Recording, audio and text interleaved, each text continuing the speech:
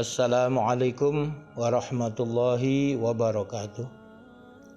Bismillah walhamdulillah wassalatu wassalamu ala sayyidina Muhammad ibn Abdillah wa ala alihi wa ashabihi wa man nasarahu wa wala. La hawla wa la quwwata illa billah, amma ba'du. Selamat sore Bapak, Ibu, saudara-saudari, peserta dan pemirsa kajian Islam virtual Kitab Safinatus Shalah yang berbahagia. Selamat berjumpa kembali bersama saya Haji Ahmad Saleh Marwani di kajian yang ke-18. Sebagaimana biasa, sebelum kita memulai kajian, mari kita menghadiahkan suratul Fatihah ila hadratin Nabi sallallahu alaihi wasallam wa alihi wa ashabihi wa azwajihi wa dzurriyyatil kiram. Al-Fatihah. A'udzu billahi minasyaitonir rajim. Bismillahirrahmanirrahim.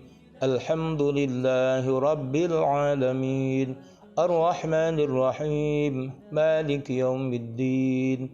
Iyyaka na'budu wa iyyaka nasta'in. Ihdinas siratal mustaqim. Siratal ladzina an'amta 'alaihim ghairil maghdubi 'alaihim waladdallin. Amin. Al-Fatihah. Thumma ila hadrati muallifi hadzal kitab Syekh Abdullah bin Umar bin Yahya Al-Hadrami.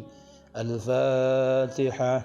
A'udzu billahi minasyaitonir rajim. Bismillahirrahmanirrahim. Alhamdulillahi rabbil alamin. Ar-Rahmanir Rahim. Maliki yaumiddin. Iyyaka na'budu wa iyyaka nasta'in. Ihdinas siratal mustaqim.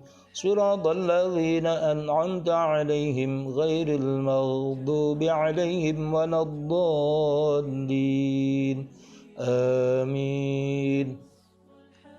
Al-Fatihah. Bismillah hadrati masyayikh Ma'had Buntat Pesantren wa masyayikh Ma'had Langitan rahimahumullahu ta'ala wa adaman nafa'a alaina wa ala ahlina ala auladina dhurriyyatina talamidina bi barakatihim wa barakati ulumihim. Al-Fatihah. A'udzu billahi minasyaitonir rajim. Bismillahirrahmanirrahim. Alhamdulillahi rabbil alamin. Ar-Rahmanir Rahim. Maliki yaumiddin. Iyyaka na'budu wa iyyaka nasta'in. Ihdinas siratal mustaqim. Siratal ladzina an'amta 'alaihim ghairil maghdubi 'alaihim waladdallin. Amin. Bapak, Ibu, hadirin hadirat, peserta dan pemirsa kajian Islam virtual Kitab Safinatus Shalah yang berbahagia.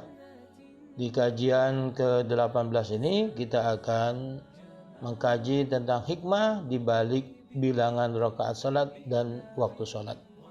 Sebagaimana kita ketahui, di kajian ke-16 dan 17 kita sudah membahas tentang waktu dan bilangan rakaat salat fardu 5 waktu. Pada kajian ke-18 ini kita akan membahas tentang hikmah di balik bilangan rakaat dan hikmah waktu salat tersebut. Bismillahirrahmanirrahim. Sebagian ulama ahli hikmah menjelaskan tentang hikmah pengkhususan pelaksanaan 5 salat fardu pada waktunya dan sesuai dengan bilangan rakaatnya. Penjelasannya bahwa 5 salat fardu semuanya dilakukan secara khusus pada waktu dan bilangan rakaat yang tertentu, dikarenakan setiap nabi mendapatkan kekhususan melaksanakan salat dengan ketentuan tersebut.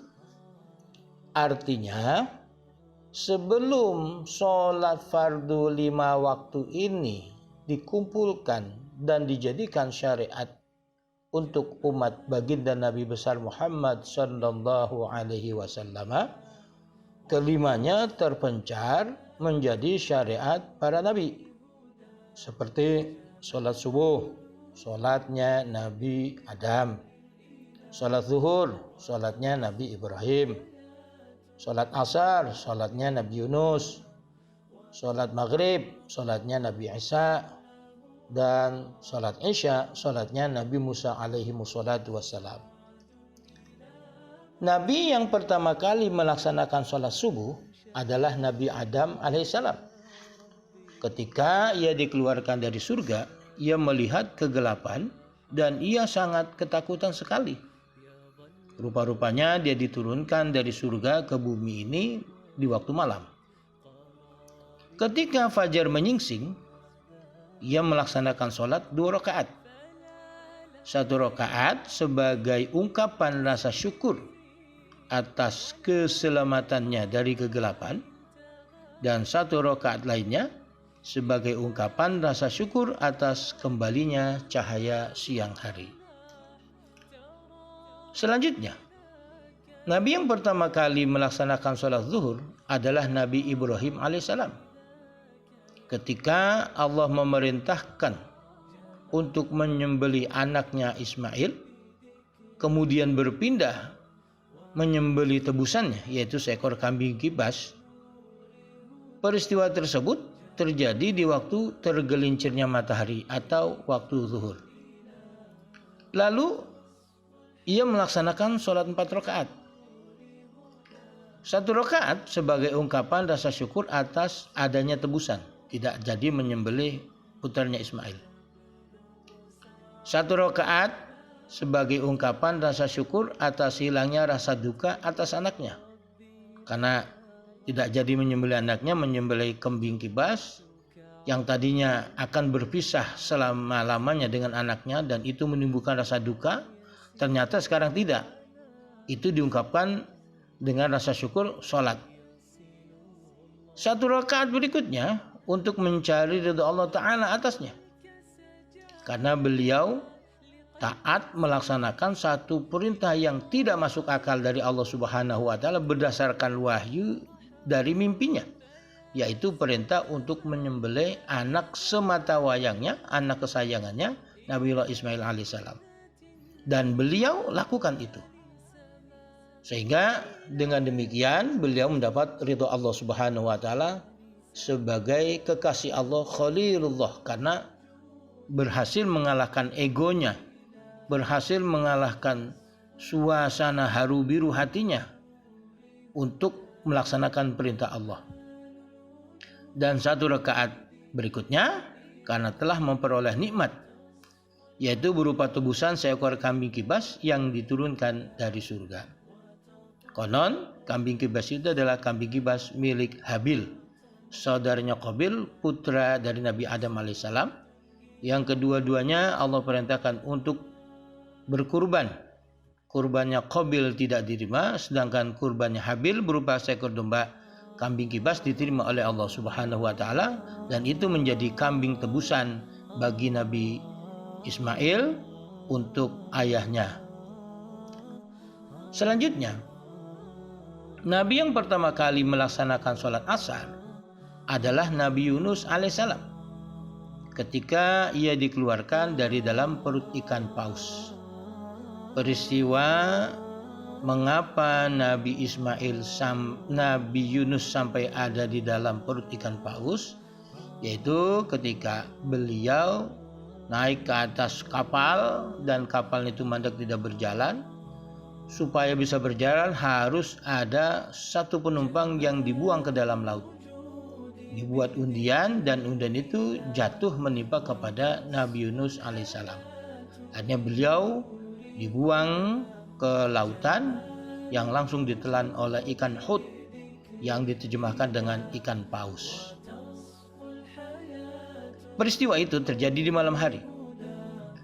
Kondisi Nabi Yunus ketika dikeluarkan dari perut ikan saat itu bagaikan anak seekor burung yang tidak memiliki bulu. karena di dalam perut ikan itu banyak lendir dan basah, tetapi beliau hidup. Itu bagaikan anak burung yang baru netes dari telur. Itu tidak memiliki bulu dan basah kuyup. Beliau berada di dalam 4 kegelapan. Yang pertama, kegelapan di dalam isi perut ikan paus. Bukan hanya dalam perut, isi perut ikan. Yang kedua, kegelapan di kedalaman air. Jadi di kedalaman lautan itu sangat gelap sekali karena matahari, dan di tengah malam tidak ada matahari. Kalau ada matahari, sinar matahari pun tidak bisa tembus ke dalamnya. Saking kedalamannya luar biasa.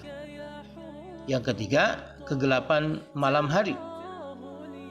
Dan yang keempat, kegelapan di dalam perut ikan paus. Sudah di dalam isi perut, kemudian kegelapan di dalam perut ikan, kegelapan di kedalaman lautan, dan kegelapan di malam hari. Peristiwa keluarnya beliau dari perut ikan terjadi pada waktu asar. Kemudian beliau melaksanakan sholat 4 rakaat sebagai ungkapan rasa syukur kepada Allah Ta'ala atas keselamatannya dari keempat kegelapan tersebut. Bapak, Ibu hadirin hadirat, peserta dan pemirsa kajian Islam virtual Kitab Safinatus Shalah yang berbahagia. Nabi yang pertama kali melaksanakan sholat maghrib adalah Nabi Isa alaihissalam. Ketika ia keluar meninggalkan kaumnya. Peristiwa itu terjadi ketika matahari terbenam, lalu ia melaksanakan sholat 3 rakaat.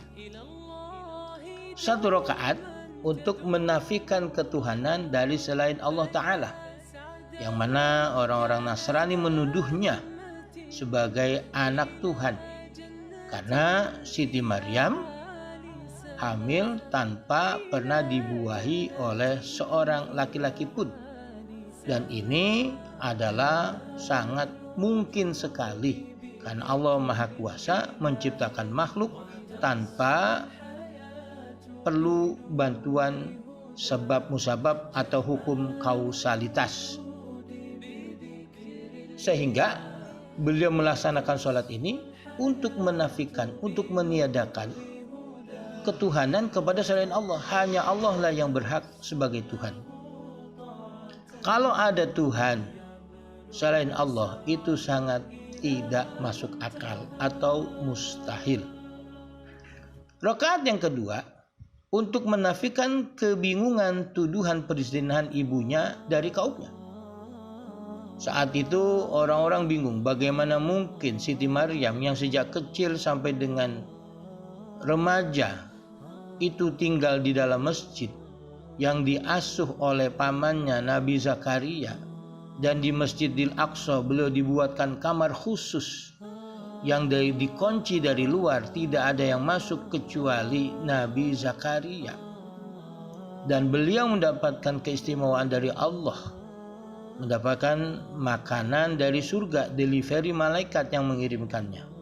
Ketika Nabi Zakaria membawakan makanan, dilihat di kamarnya sudah ada makanan. Nabi Zakaria heran, dari mana kau peroleh wahai Maryam? Ini delivery dari surga. Nah, saat itu Siti Maryam dipilih oleh Allah untuk menjadi tanda kekuasaan Allah Subhanahu wa Ta'ala untuk menciptakan makhluk dari rahimnya tanpa dibuahi oleh laki-laki. Saat itu Bani Israel bingung, mana mungkin ada orang bisa hamil tanpa persetubuhan, sehingga mereka menuduhnya Maryam melakukan perzinahan. Siti Nabi Isa alaihissalam melakukan salat rakaat yang kedua untuk menghilangkan, menafikan ketuduhan perzinahan ibunya dari kaumnya. Dan rakaat yang ketiga untuk menetapkan pengaruh sifat ketuhanan hanya kepada Allah semata, yang berhak disembah, yang berhak disebut sebagai Tuhan, hanya Allah Subhanahu wa Ta'ala, yang lain tidak berhak dan tidak masuk akal. Karena alasan inilah, maka 2 rakaat yang pernah berkumpul dan rakaat yang ketiga menyendiri. Artinya rakaat pertama, rakaat kedua dipisah dengan tasyahud awal, dan rakaat yang terakhir itu menyendiri dengan tasyahud akhir. Rakaat pertama, rakaat kedua ini kaitannya dengan manusia, rakaat ketiga itu kaitannya dengan semata karena Allah Subhanahu wa taala. Selanjutnya, Nabi yang pertama kali melaksanakan sholat Isya adalah Nabi Musa alaihissalam. Ketika ia tersesat mencari jalan keluar dari negeri Madian. Sebagaimana kisah yang masyhur, beliau dibesarkan di istana Fir'aun begitu dewasa karena pembelaan yang luar biasa kepada Bani Israel atas penindasan Fir'aun dan bangsa Kipti, bangsa Mesir. Beliau sampai-sampai membunuh orang Kipti. Akhirnya karena beliau dicari-cari oleh tentara Mesir, beliau atas nasihat seseorang untuk bersembunyi keluar dari Mesir menuju negeri Madian. Di Madian ini tinggal di daerah Nabi Syuaib, sehingga beliau tinggal di sana bertahun-tahun, lebih dari 10 tahun, sehingga menikah dengan putri, salah seorang putri dari Nabi Syuaib yang bernama Safura. Ketika beliau tinggal di sana cukup lama, akhirnya kembali ke Mesir untuk berdakwah kepada Fir'aun. Di tengah perjalanan beliau tersesat. Akhirnya beliau diperintahkan oleh Allah untuk berangkat naik ke Bukit Sinai untuk menerima wahyu dari Allah Subhanahu wa taala untuk berdakwah kepada Fir'aun. Di tengah Bukit Sinai tersebut, Nabi Musa mendapat wahyu untuk memasukkan tangannya ke dalam ketiak. Ketika dicabut, keluar cahaya dari tangannya. Kemudian Nabi Musa diberikan tongkat. Ketika tongkat itu ditanya untuk apa? Untuk berjalan dan untuk menggiring domba yang digembalakannya. Dan juga ketika Allah perintahkan untuk melemparkan tongkat tersebut, tongkat itu berubah menjadi ular yang sangat besar. Musa pun ketakutan. Kata Allah, jangan kamu takut, ambil pegang dia, akan aku kembalikan seperti bentuknya semula. Nah, dari situ Nabi Musa telah dapat perintah Allah, dibekali dengan berbagai mukjizat untuk menghadapi Fir'aun dan bala tentaranya. Kemudian Nabi Musa minta kepada Allah Subhanahu wa taala untuk ditemani oleh saudaranya yaitu Nabi Harun. Karena Nabi Musa itu lisannya tidak fasih, karena di waktu kecil pernah memakan bara api karena beliau sedang dites oleh kecerdasannya oleh Fir'aun. Nabi Musa mengalami 4 kesedihan ketika meninggalkan istrinya untuk menerima wahyu dari Allah di Bukit Sinai. Yang pertama, bersedih terhadap istrinya dia tinggalkan. Yang kedua, bersedih atas nasib saudara laki-lakinya itu Nabi Harun. Yang ketiga, bersedih atas nasib anak-anaknya. Dan yang keempat, bersedih atas penganiayaan yang dilakukan oleh Fir'aun terhadap Bani Israel. Lalu Allah menyelamatkannya dari berbagai kesedihan tersebut dengan janji yang benar. Peristiwa tersebut terjadi di waktu Isya. Kemudian ia sholat 4 rakaat sebagai ungkapan rasa syukur kepada Allah atas hilangnya keempat kesedihan tersebut. Bapak, Ibu hadirin hadirat, peserta dan pemirsa kajian Islam virtual Kitab Safinatus Shalah yang berbahagia. Dalam satu riwayat dijelaskan bahwa sesungguhnya subuh adalah sholatnya Nabi Adam. Zuhur adalah sholatnya Nabi Daud, bukan sholatnya Nabi Ibrahim. Asar adalah sholatnya Nabi Sulaiman, bukan sholatnya Nabi Yunus. Maghrib adalah sholatnya Nabi Yakub, bukan sholatnya Nabi Isa. Dan Isa adalah sholat Nabi Yunus, bukan sholatnya Nabi Musa. Dan kelima sholat ini tidak dikumpulkan kepada selain Nabi Muhammad Sallallahu Alaihi Wasallam. Artinya sholat 5 waktu tadi terpencar menjadi syariat sendiri-sendiri bagi para nabi-nabi yang disebutkan di atas.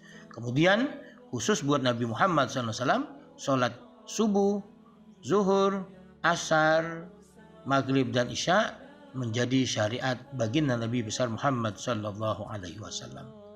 Wallahu a'lamu bissawab. Demikian dan terima kasih. Al-Fatihah. A'udzu billahi minasyaitonir rajim. Bismillahirrahmanirrahim. Alhamdulillahi rabbil alamin arrahmanir rahim maliki yaumiddin. Iyyaka na'budu wa iyyaka nasta'in. Ihdinas siratal mustaqim. Siratal ladzina an'amta 'alaihim ghairil maghdubi 'alaihim waladdallin.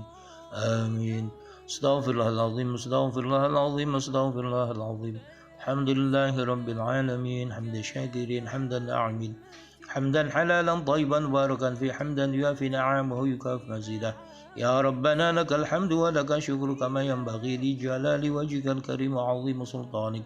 Allahumma salli ala sayyidina Muhammadin tibbil qulubi wa dawaiha wa 'afiyatil abdani wa shifaiha wa nuril absari wa diyaiha وقود الأرواح وغذائها وعلى آله وصحبه وسلم. اللهم ارزقنا فهم النبيين وحفظ المرسلين وإلهام الملائكة المقربين برحمتك يا أرحم الراحمين. اللهم انفعنا بما علمتنا وعلمنا بما ينفعنا وزدنا علما والحمد لله على كل حال ونعوذ بالله من حال أهل النار. اللهم أرنا الحق حقا وارزقنا اتباعه وأرنا الباطل باطلا وارزقنا اجتنابه برحمتك أرحم الراحمين. اللهم انفعنا بما علمتنا وعلمنا بما ينفعنا وزدنا علما والحمد لله على كل حال ونعوذ بالله من حال أهل النار.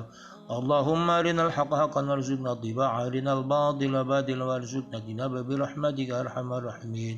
وصلى الله على سيدنا محمد النبي الأمي وعلى آله وصحبه وسلم والحمد لله رب العالمين. Demikian, mudah-mudahan bermanfaat. Assalamualaikum warahmatullahi wabarakatuh.